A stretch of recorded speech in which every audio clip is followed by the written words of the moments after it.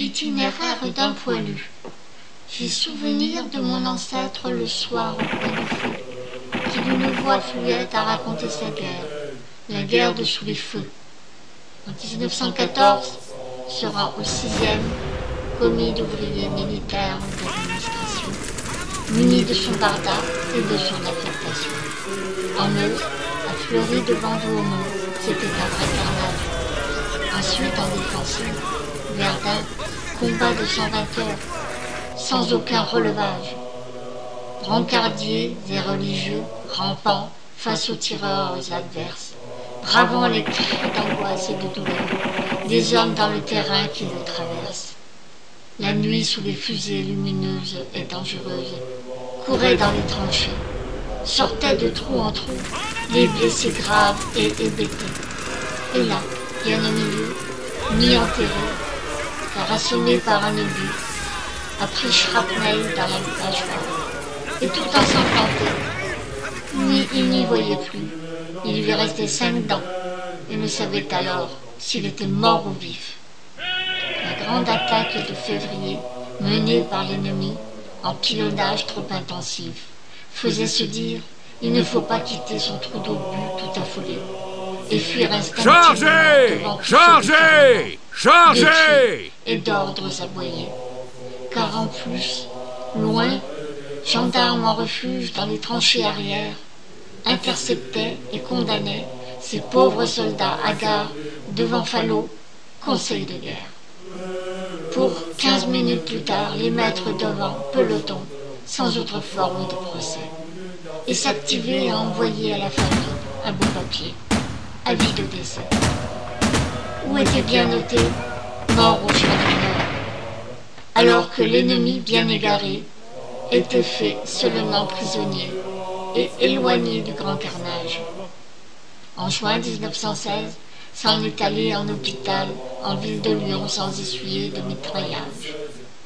Non sans avoir avant rejoint pour 3 mois un régiment d'infanterie d'Alsace, pour repartir d'octobre 16 à mars 18, sans que femme il n'embrasse.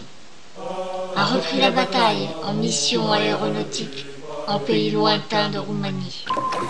A pris navire en troupe au Havre sur bateau russe, mission chédite ménomite, et était pris. A essuyé attaque armée de plusieurs sous-marins ennemis. C'étaient des Hitlériens. Fait partie des rescapés de 3 gros bateaux russes, 2 couleurs corps et biens.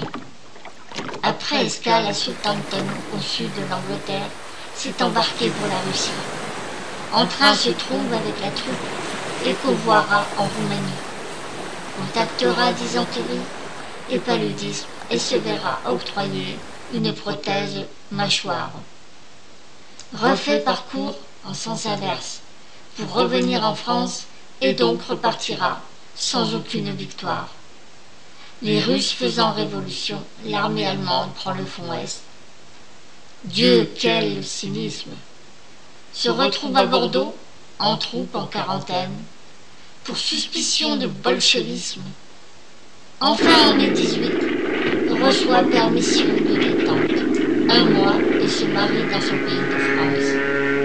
Puis départ pour servir les troupes d'occupation en escadrille là-bas, en Allemagne-Mayence.